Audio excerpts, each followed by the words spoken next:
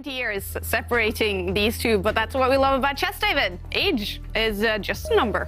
Exactly, and Harikrishna, he might be one of the oldest players in this tournament, but he is very experienced and still many good years ahead for him. Meanwhile, the game has started and I'm personally very happy. Ivanka, it's one of my favourite openings. I know. The C3 Sicilian, the Alpin variation of the Sicilian, and it's one you rarely see at top level these days, right? It was rare, and I was going to ask you who launched the first surprise, because you know, we did hear Ramesh, the coach of Praggnanandhaa, say, hey, there's going to be a few surprises in store for Harikrishna. But then Harikrishna opened up with your childhood favourites, and I also know that you still use it as a regular. I still do, mostly in blitz chess these days. I very rarely play this in classical chess.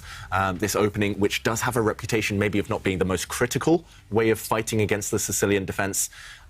White occupies the centre with pawns. Actually, as we see here, if we catch up to the game, White does have two very strong pawns in the centre, but the reason it's not so popular these days is because Black is easily able to undermine White's centre. Also, a lot of forcing variations in this opening. It's been worked out very deeply in certain variations, and it surprises me that Harikrishna spent a bit of time there, because Black had challenged his centre. White didn't have too many moves. In the end, White's bishop coming out, and now after this trade of pawns in the centre, which is very common, I'm expecting Harikrishna to take back himself. Black has some options there. So Praggnanandhaa, I would say he was maybe slightly surprised, but working with someone like Ramesh, working with other Indian players, Praggnanandhaa, he's had many great kind of sparring partners. He, for sure, has studied this before. The C3 Sicilian, it's rare at the top level, but he's a younger player, Prag, and at the younger levels, this opening's still very, very common. Yeah. And there, Black defends and solidifies his knight in the centre of the board with his bishop. And yeah, so I'm just checking the database. Mainly one move, mainly White just castles the king, gets it to safety. Another alternative is for the queen to develop in front of the king. I'm not that keen on that move, actually.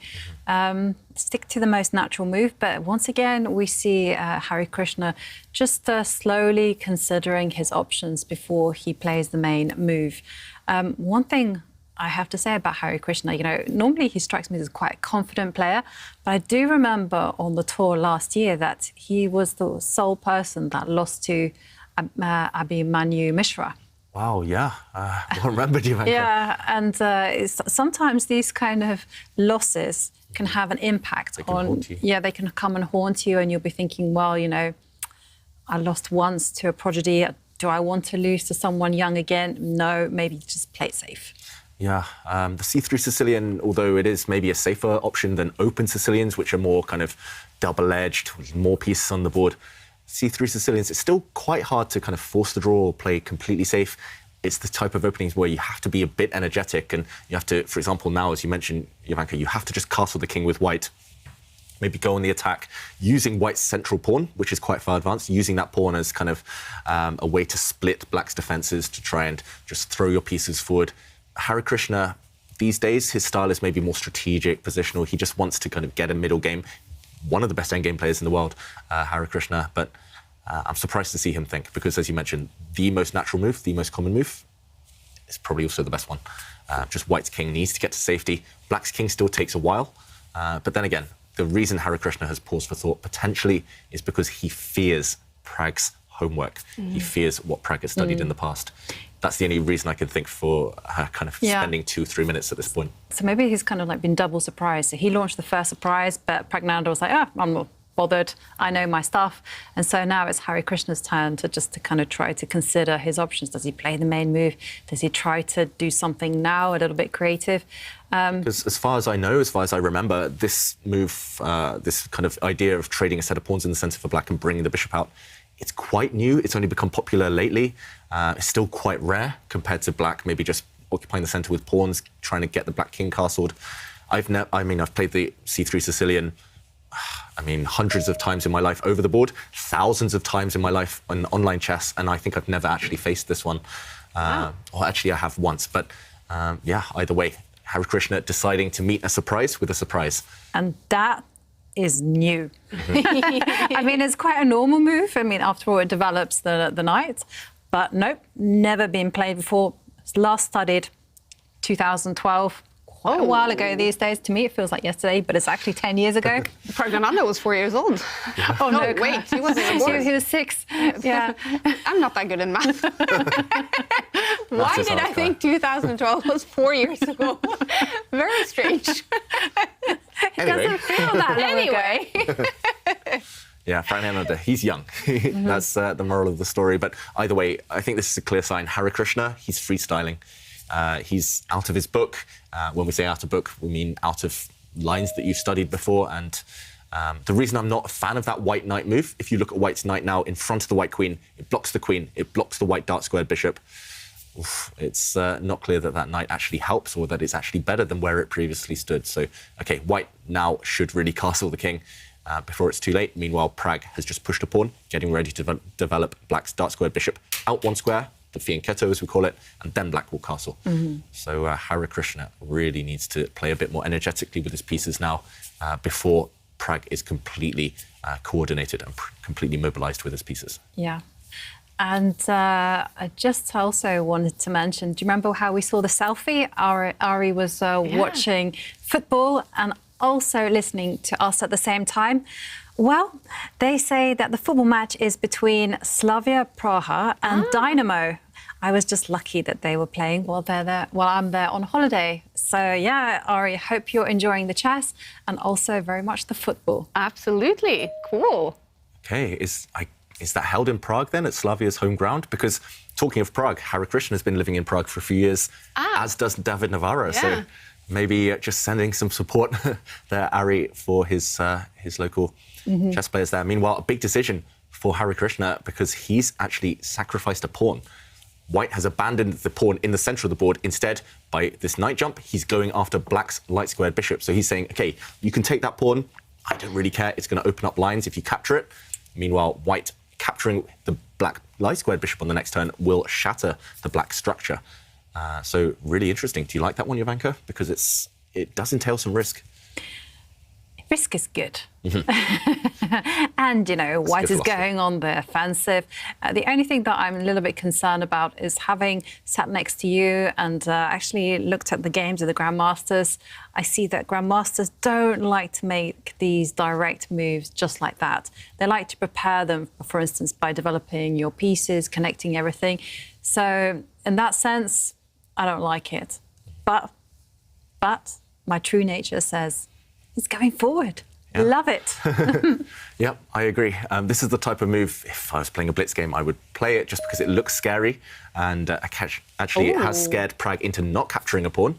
Pragg just developing a piece there. But yeah, the other reason I like it is because I'm obsessed with pawn structures. And now if white's knight does capture the black light squared bishop, we surely will see that move from Harikrishna. It's the only justification of his previous move. After that happens, black structure is compromised forever. Also, white will have the bishop pair. So even if white ends up a pawn down, there will be compensation. Yeah, if I were white, take the bishop, give up the pawn. Don't worry about that. You know, focus on the bishop pair. Exactly. Love it. You get some squares as well. And I think we'll show this in a moment because, OK, let's show it now. A really critical moment caused by Harikrishna jumping forward with his knight, trying to capture this bishop. And I'm slightly surprised Pragg didn't capture this pawn in the centre of the board. I guess white's idea was that after a capture, a trade here, and a check, maybe to the black king, potentially this is awkward. Black does have double pawns. This is an annoying check against his king. Instead, Pragg focusing not on materialism, instead just development instead. So, OK, bishop has developed to g7, and after this trade, white now has to make a decision. Do you just castle? Do you abandon this pawn to its fate? This pawn is doomed, I think. The knight attacking it, the bishop attacking it. You can't actually support it with another pawn. If you push this guy forward, it just gets captured by the black knight. Therefore, I think it's time to just gambit this pawn, as Jovanka mentioned, focus on the bishop pair, focus on trying to play against black's pawn structure. And I think it's time for white to castle the king. And if white is given time, for example, if black just plays a nothing move, if white is given time to somehow, it's hard to achieve, but somehow solidify these pawns, then actually this is a very common pattern. Black's bishop now is locked out of the game forever. But I don't think white has that luxury. Meanwhile, though, surprises keep coming. I haven't predicted a single one of Harikrishna's moves because in this position, instead of the most natural move, castling, which we've been kind of screaming for the last 5 moves, he's just pinned this black knight. And look at this pawn structure that might arise. If black castles, getting out of that pin, then after bishop takes knight, pawn takes, look how ugly these black pawns are. Isolated, isolated, doubled, and isolated pawns. And yes, black might win this guy in the center of the board, but the rest is just a wreckage for black. And this is what Harikrishna is aiming for. He's, I mentioned, a strategic player, an endgame kind of specialist, so he's also focusing on this type of pawn structure. I'm pretty sure Pragg in this position, because he's quite strategic as well, I think he'll guard this knight with a piece, for example, bringing his queen out. So now if there is a trade, he doesn't have to isolate these two pawns. He can just take back with his queen, guarding everything. Now, being, what is it, probably like 15 years younger than Vishy Anand or something like that, is he very influenced by Vishy Anand, his style of play? Harikrishna, I would say yes, because all Indians are. Vishy is such a kind of legendary figure in chess, and Harikrishna would have grown up following his games. But Harikrishna, he's always been quite individual, especially with his opening choices, very creative. He never plays main lines, really. He's always ducking and diving and choosing ways to surprise his opponents. I mean, he's created some chessable courses as well on maybe some lines that other top grandmasters forget, like the French defense. But yeah, either way, he's very individual, but I think there is some influence from Vishy, of playing with the initiative especially. And do you think Vishy will play in the Olympiad? I think we all hope so, right? Because India will have two teams, right? Because the Olympiad is going to be played in Chennai. Yeah. At least two teams, I think. Yeah. They can actually have more. If there's an odd number of teams in the whole event, they can have an extra team to balance out the numbers, so potentially even 3. Yes. Do you think Vishy Anand will be tempted to play Olympiad in his home city? Yeah, right. In Chennai, that's where he played his World Championship match. I think he's from Chennai. I'm pretty sure he's from Chennai. Well, isn't he from Madras? Oh, he's from Madras. Yes. Yeah, of course, the tiger from Madras. Yes.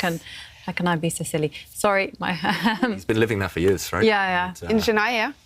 Imagine him at the head, Vishy, of all of the young guns, I mean, all of the young prodigies and the rest of the team. Yeah. So who do you imagine will be on, so let's say Vishy plays, let's dream Vishy Anand plays in the Olympiad. Who will be on the first team then?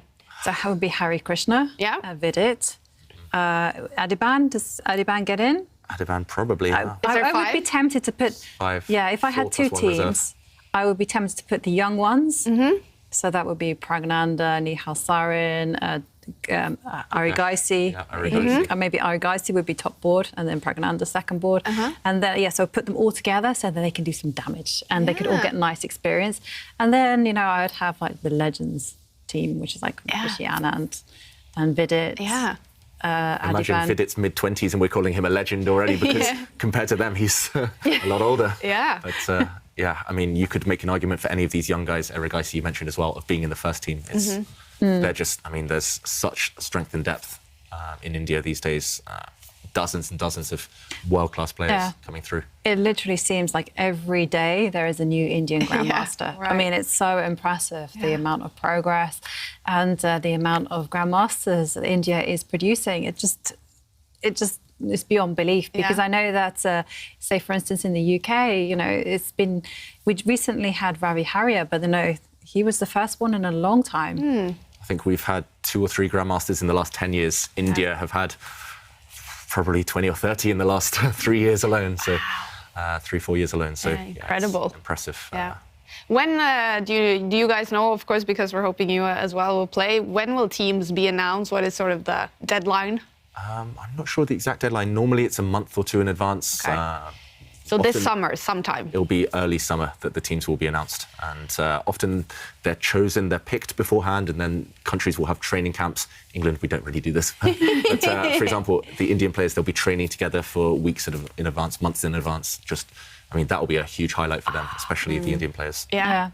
It's quite funny with the Olympiads, because often you have a big disparity between the teams, and you'll have teams who take the event very, very seriously. And just to confirm, Praggnanandhaa did, in fact, play the move that David suggested, defending the knight with the queen. And some of the teams just really prepare very, very seriously. They have camps, they have not just one captain, they have 2 captains. They also have someone at home doing the hard work, saying to the players, saying to players, this is what you're going to play. The players can wake up and they'll be like, a message in their inbox, and the analysis is there. And then you have other teams where it's not like that. Let's put it kindly, and it's maybe 5 players and their captain, and maybe the captain helps them, maybe the captain doesn't help them. That's a bad captain. I mean, but it's being a captain is actually quite a full-time job. In fact, I would even say it's a 2-person job. You forget that one person can do it, because if you're talking about helping the team prepare, that's already 4 or 5 hours. And then once they're actually present watching the game, you really have to be focused there. You can't just be like going, la, la, la, la, la, la, nice game over there, and look at the top boards. You actually have to be sat there watching the flow of how your players are doing. You have to be morally supportive. You also have to provide words of wisdom after the game, or maybe just words of encouragement. And also, there's a very, very important situation, which is draw offers. The player can ask their team captain whether they should accept a draw. And this is where a team can almost cheat. I don't want to say cheat, but help their player. How much can the captains... They can only say no, and they can only say yes. Okay. It has to be in the presence of the arbiter, so no extra words can be said. Wow. But this is where it comes into play. It depends on your tone. So if I were to ask you and say, hey, can I take a draw? And you were to say to me, and you're a stronger player, you'll go, no. No. Then I say, no, okay, get back there because I'm winning. Yeah. I'm doing good. Yeah. And think about that a little bit. And if you say to me, yes, then okay, yeah, absolutely. Yeah. This is a good decision. You may be worse.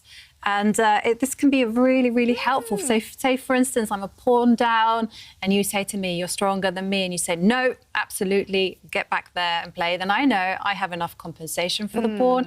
I know that I should be feeling hopeful. Well, interesting twist, though. I kind of like it. It is a little bit of a twist. But this is where it depends on your captain. So some captains, they might go, we've even had a captain turn around and go, I don't know, just do what you like. Not helpful. I wonder what that situation is when Magnus plays. He's played a few Olympiads, right? Yeah. And he sort of confronts with his captain. I don't think you even ask the captain. I think you can just trust Magnus to take a good decision. Yeah, I'm pretty sure Magnus doesn't need to ask a captain. But yeah, it's interesting, Jovanka. I was talking to a member of a different team, and he was saying, oh yeah, I'm just off from my massage with the team masseuse, and then I'm going to go and order something specific from the team chef. And then I was sitting there being like, yeah, great. England were. Anyway, back to the chess. Because come on, Queen Elizabeth, give the English chess team some money. Yes, recognise us as a sport. Yes. That would be a nice step forward. Chess is a sport. And OK, some moves on the board. So we did predict until just 2 moves ago. And then after we saw the Black Queen come out, a trade for bishop for knight, as expected, both kings have now castled. White's knight as well, guarding the white pawn in the centre of the board.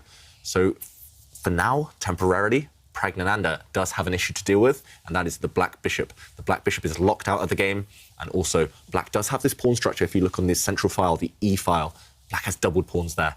So some 2 small strategic things to worry about long term. Also the clock.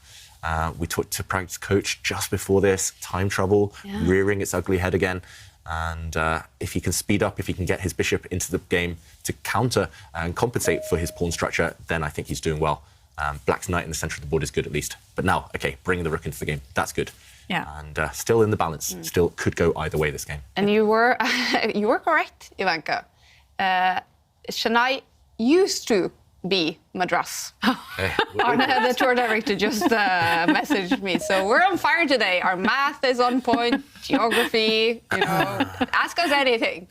Let's focus on the moves. Yes. That's good to know. Yeah, definitely. Talking about asking us anything, we do want to get everyone excited about the chess. Everyone is enthusiastic. And so we'd really appreciate it if you tweet us your questions, your thoughts, and also your selfies. We love seeing your pictures, and you can do all these things by tweeting us using the hashtag #ChessChamps, and we will feature them on the show because this position is wild. It's an open position, and when the position is open, by that I mean that there's not too many pawns in the middle of the board. It means that every price of your move counts. Because if you're inaccurate, then one person will suddenly get the initiative, the momentum will be on their side. And you can see both players are now just jostling for putting their pieces in the right squares. And you can tell how much pride is at stake in this game. Both players super focused. Harikrishna wants to show he's the more experienced of the two. He's still one of the best players in India, and he wants to show his younger rival that he still needs to do some work. Whereas Pragg wants to show that he has arrived. He deserves to be in that top team for India at the Olympiad. And OK, his last move there, Pragg just sidestepping back with the Black Queen to where it came from. I'm not a huge fan of that move. But he is at least attacking a pawn on this b file with the queen. And maybe that's a threat, maybe it's not a threat because that white's rook could get in the game. But either way, Pragg, at least he's upped the pace with his last couple of moves. He's playing slightly quicker again. And Harikrishna, what's he going to come up with? I think he's going to push a pawn. I'm not sure which pawn. Maybe push the pawn that's attacked right now. Maybe we'll see Harry the h-pawn at some point getting pushed. We could see anything happen here. But as Jovanka says, it's a pretty much open position right now. Still loads of pieces on the board. Queens on the board, that's the main thing. And a lot of life left. Who would you rather be if you had to say, if you had to choose right now? Jovanka? I would rather be black, even though I know that the computer prefers to be white. I would just kind of say that, black's position is slightly easier to play. The plan is a little bit more straightforward. For instance, the black knight in the middle can just jump to the f4 square. Maybe there's even some sacrifices. Rook takes knight at the right time, not now. And I was just going to ask the question, black is attacking the pawn on b2. Should it be defended? And Harikrishna says yes. Defends it with a rook. Yeah. It's a bit passive, though. Not where he wants to put the rook. That white rook should be destined for bigger things than just sitting behind a pawn defending it. But he's thinking, OK, he needs to stabilise. That's the #1 priority. And long-term, white is doing well, remember, because white has the better, more kind of healthy pawn structure than black. Yeah, that's a passive move, though. I'm not sure I would have wanted to play that for Harikrishna. I'm going to have to disagree. I say white, just because I think there's more long-term margin for error for white. Even if you lose the pawn in the middle of the board, at least you can maybe bail out into an endgame, and black's double pawns there might become weak, or they won't really count too much if it's just, for example, a rook endgame or just maybe a bishop endgame. But then again, yeah, you could definitely make arguments for both sides, and that's why this position is so tense. Actually, it's rich and full of life. I saw like a huge danger just now, and OK, it's a little bit of a pipe dream at the minute, but if white could, white might be able to lock the black bishop out of the game. So this would definitely be an endgame thing. It would not be for now. But, just imagine, you manage to get your pawn to g3 and f4, you get a nice chain, and then that's it. Yeah. The bishop on g7. Just to show an idea, I'm making some moves, but this pawn structure, for example, now, if white can arrange this, then this bishop is, as you mentioned, Jovanka, just completely dead. I mean, it's just staring at this wall of pawns. And the only way to ever get it out is to sacrifice pawns, or maybe even sacrifice his bishop against a pawn later on. But yeah, that's the dream long term. Imagine if we see this later in the game, Jovanka, this wall of pawns blocking out a piece. That would be seriously bad news for Praggnanandhaa if we saw this. And like you said yesterday, Jovanka, we like our pawns in chains. That was not my finest moment, Kaya. But the thing is that's what I remember now. I want my pawns in chains. I want to lock them up together. Yeah, and those pawns, they've locked up this bishop as well. So, yeah, that is the goal long term for white. Meanwhile, obviously, Praggnanandhaa won't allow this to happen so easily. Instead of retreating his queen, as I showed just as an example in that variation, he's brought his rook forward. And his idea is to double up his rook, potentially, on an open line, these two black rooks. But Harikrishna, he's got ambitious intentions himself, and he brings his queen to the side of the board. I'm not sure the queen necessarily wants to attack on this flank. I think maybe her idea is to zoom the whole way across the board and start going for pawns, or maybe even start going for the black king later on.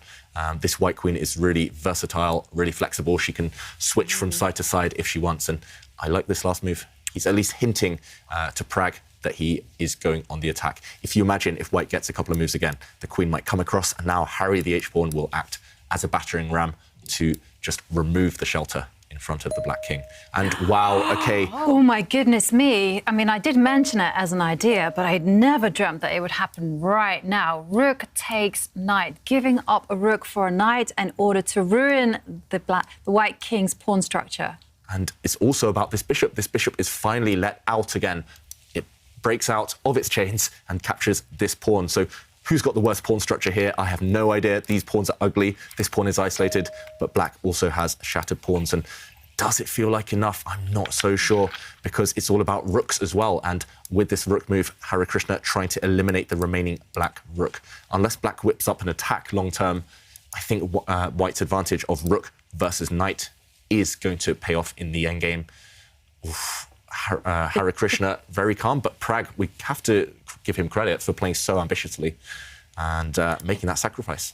But I'm just trying to calculate the situation here, because suddenly there's a few things that are up for grabs, and I'm looking at that pawn and I'm thinking, can black, and he's done it. He's done it. He's great. He's gone greedy, and then the whole situation is rook takes rook going to be on the board. And can you ignore that rook? Or you can. You don't need just ignore this rook, maybe even capture the bishop. Yeah. Possible. OK. We'll find out. We'll find out. This one is really heating up. There's captures on every move. There's threats on every move. OK, black did actually capture this rook back, and now white has to make a big decision. Do you move this bishop that's under attack, or do you try and be a bit flashy? For example, capture this pawn, hoping that maybe next move you can sneak in and capture this pawn with a nasty check. So many tempting options here, and this game still in the balance. White is material up, but Pragg is trying to attack. If he can break through and somehow flick his queen over to the other side of the board near the white king, suddenly the game could turn. So, OK, let's go back to the players. This one is chaotic, it's wild, and this is what we love to see. Countrymen, these two Indian players, but they're showing no respect to each other, really both trying to win this game. Yeah. Queen takes pawn, Jovanka, or just move this white bishop? Not sure that's a pawn worth grabbing. And the reason I'm saying that is because, yes, you grab that pawn. Wonderful. Obviously, black can't actually play queen takes bishop because some material will drop with check. But black can actually start using his king as a defender and just kind of solidify those double pawns in the middle of the board.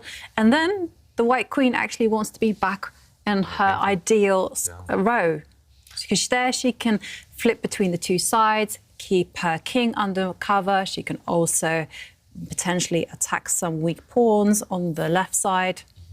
Yeah, so the square you're thinking about for the black king is the f7 square, and actually there, it's super safe. The black king is kind of wrapped in cotton wool by all of its pawns, so really nice defensive idea, and I think you're right. Here, my first instinct is greed. Greed is good. White's queen can take a couple of pawns, but maybe you shouldn't.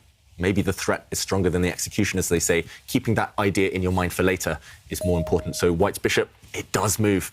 Wow. And Harikrishna, is he going for checkmate? Look at that bishop. It's kind of cutting across the black king. It's keeping an eye on the dark squares near black's king. If white's queen can now, I talked about the black queen picking herself up and putting herself on the king side. If white's queen can just put herself on the f8 square, that's checkmate. So, OK, I'm shocked. The computer says 0.0.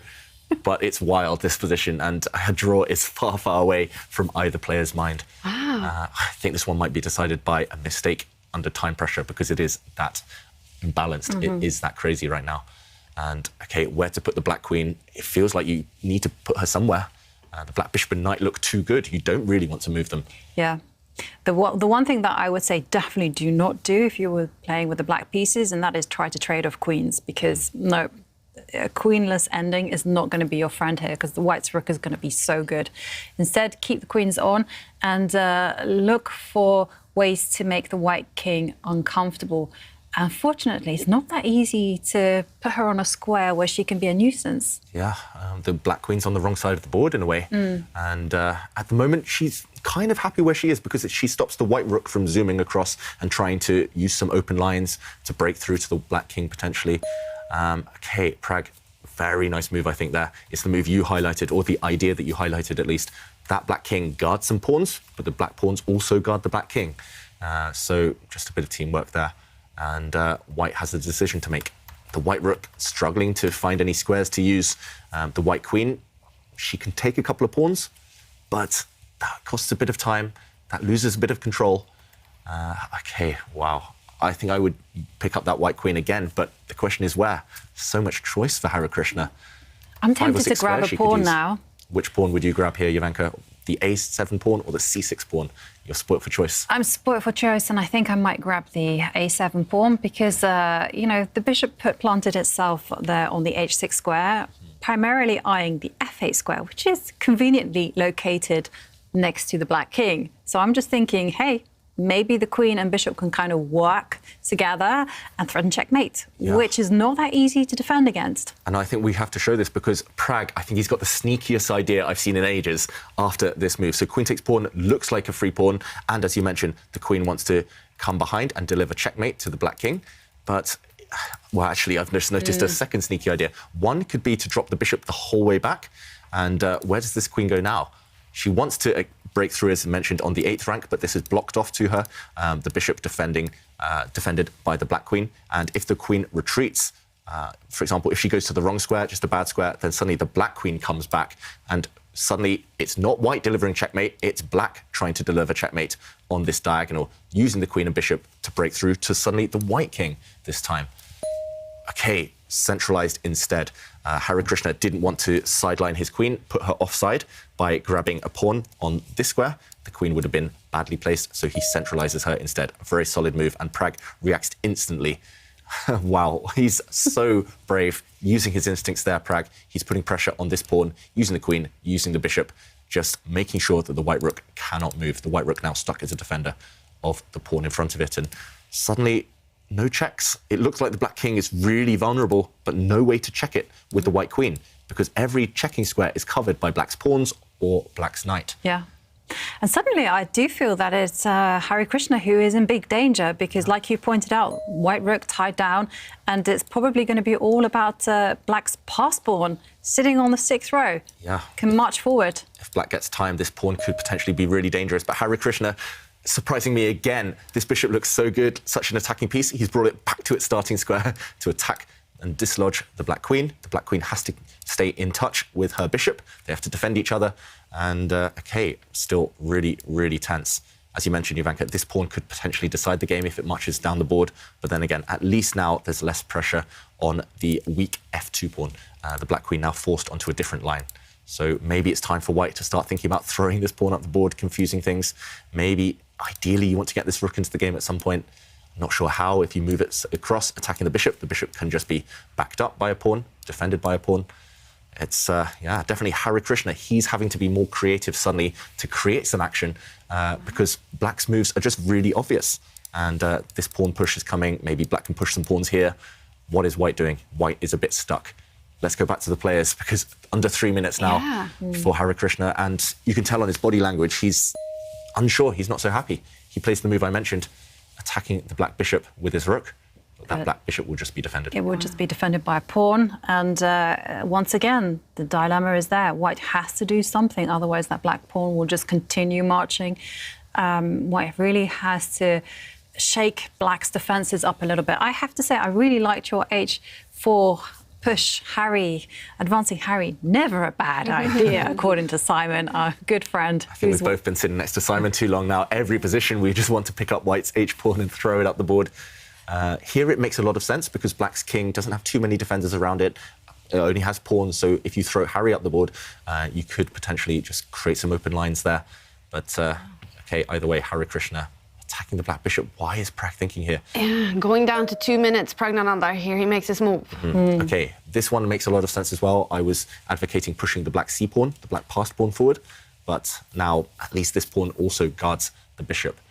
And, All right. OK, yeah, time trouble is going to decide this game. What an interesting game and what an interesting round this looks like. The bar has been over to Navarra's side all the game against Magnus Carlsen. Is he winning against the world champion? Richard Report, the bar all the way over to his side against world number 3, Ding Liren. Duda looking good for him against Jordan van Forest. And also for Gawain Jones, the bar over to his side against Ju Wenjun. All right, moves. Yeah, moves. And Harikrishna, he's making his move. He's trying to go towards the black king. He's just trying to open things up for the white rook, for the white queen. And with this pawn push, he's just hoping that he can get rid of black's central pawn, which is needed as a defender of the black bishop. And wow, Praggnanandhaa, we talked about queen swinging across towards the enemy kings. He has done it. There's a huge, huge threat in the position. Black's queen, if she can just sidestep back on the diagonal to the g4 square, she'll check white's king from the front and also hit the white rook in the center of the board. So Harikrishna needs to defend against that. He needs to maybe play pawn takes pawn. I was going to say, well, what's the solution after pawn takes pawn? I think he wants to recapture that with his bishop. And this one is becoming really tactical. He's trying to deflect away the white queen from the center of the board so the black queen can start delivering some checks. And OK, we have seen pawn takes pawn.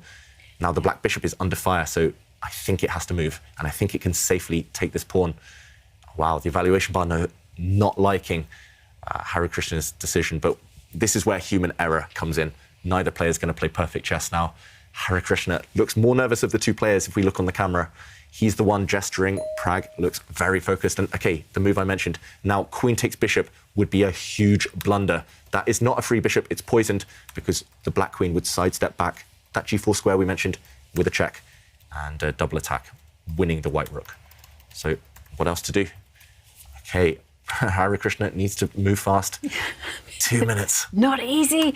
I mean, I don't see a way to defend the pawn on h2 other than stepping back with the queen. Maybe this is the best move. Queen, go passive, use the queen as a defender. Safest move. And now Pragg can actually grab this pawn anyway with his bishop if he wants to. There's still a trap in the air.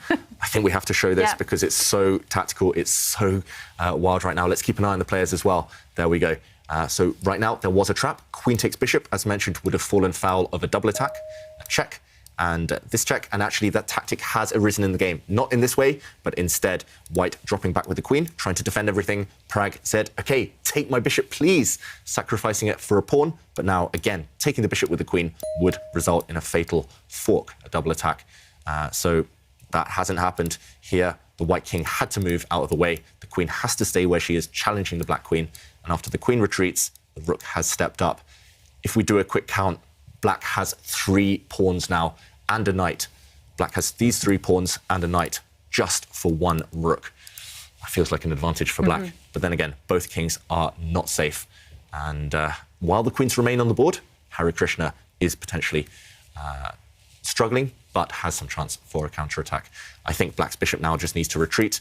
It just needs to get to a safe square before it gets trapped. So maybe bring it back here. That's the first move I would look at. And at least just defend everything for black. Yeah, and I love that bishop retreat because also it's moving, as you pointed out, to a protected square, especially when you're on time trouble. Praggnanandhaa only has just under a minute on his clock.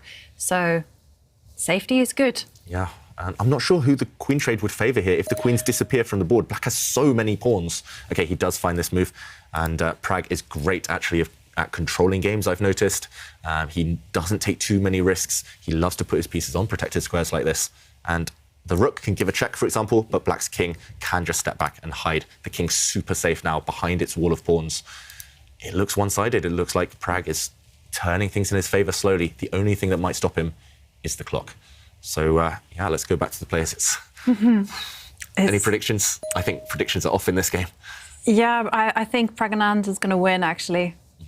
I think white's king is unsafe. The rook, white's rook, isn't particularly effective in this particular position. And the bishop and the knight are just going to be superb. That black knight is rock solid, supported by a pawn. This is what we talk about when we say outposts, right? Yeah. This knight is on a glorious outpost. It's just got its tentacles out there controlling all these 8 squares. This octo knight. And I don't see a move, really, to make things productive for white, at least, and Pragg keeping the black king super safe, tucked away. And, yeah, really instructive. I think you're right as well, Jovanka. Even if white can hold this with best play, in practical terms, when you've only got a minute on the clock, it's going to be extremely difficult. Yeah. White's bishop as well, just nothing to do, really. Has nothing to look at. I mean, not protected. Is certainly a bystander here. I mean, the only thing that I can see is that, OK, well, Praggnanandhaa actually doesn't have a plan either. He's just kind of retreated with his king. Maybe this is an invitation for the white queen to take a step forward, 2 steps forward. Yeah. So, and threaten some checks. Yeah, to go to the e6 square. I guess that would lose a bit of control. Black would suddenly get some checks. So you have to really calculate that one. But OK, Harikrishna just bringing his bishop forward to a safe square, at least now the rook guarding the white bishop. Remember, loose pieces drop off, so that bishop no longer loose, but Praggnanandhaa, he moved instantly. Yeah. That king now on a white square, a light square, Yeah. Pretty safe. He's kind of priming the position for an endgame. You know, he's centralizing the king. King is getting ready for action, and now offering a queen trade. I think I might be tempted just to capture it, especially now that the black king is right in the middle of the board. It's there, ready to help out its potentially weak pawns. Yeah, so he has rejected a queen trade once, Praggnanandhaa, but in this situation you mentioned, Ivanka, yeah, you can trade off. He does that, and now black has passed pawns on both sides of the board. Black has pawns on this flank. The H pawn is a passed pawn, and also the C pawn. Black has pawns on both sides. It's going to be hard to stop them both. Yeah, and also the white rook. Got no squares. I mean, OK, so he moves up to the 8th row. OK, so nice row for the rook to explore. You can go to the left, can go to the right. Yeah, black has to keep everything guarded. You can do that with your bishop. You can do that with your king and knights. You can protect all your pawns. OK, he steps back with the bishop. That bishop is just going to park itself maybe 1 square further on the b6 square, just to guard pawns. Yeah, suddenly, I mean, I advocated the queen trade as well. I thought that was maybe the most natural, the safest move, but possibly the white king was weaker than the black king just a few moves ago, and with that logic, maybe keeping the queens on would have, at least for a few moves, would have maximised the winning chances. Suddenly, white's rook does have threats of going to the corner and trying to gobble up black's h-pawn. Suddenly, some hint at counterplay for Harikrishna, and also, he's an endgame pro. Yeah. Whenever I play him, I try to avoid the endgame if I can.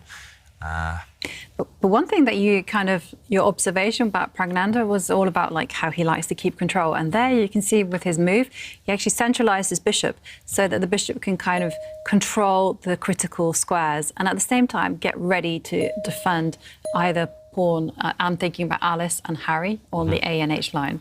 Yeah, that's a really nice bishop in the middle of the board now for black, guarding everything, guarding all the squares the white rook wants to use. And yeah, just as I mentioned endgames and Harikrishna, I said I try to avoid them at all costs, but then I realised I did play a 236 move game against Harikrishna.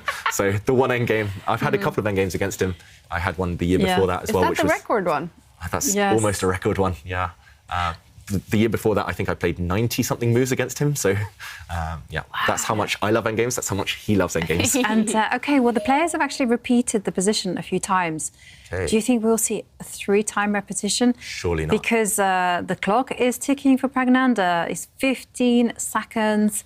It's going down, almost 10. He's up on material, though. He's got an extra pawn. Can he keep it? Yeah. Black having this knight and 3 pawns against the black. Now against the white 4 rook. seconds, 3 seconds. OK, they've repeated the position 3 times. Okay. It's a draw. Anti-climax after such an exciting game, but hard-fought game there by both players. Both of them shaking their head. That was such an intense game between the two Indians. It ends with a draw.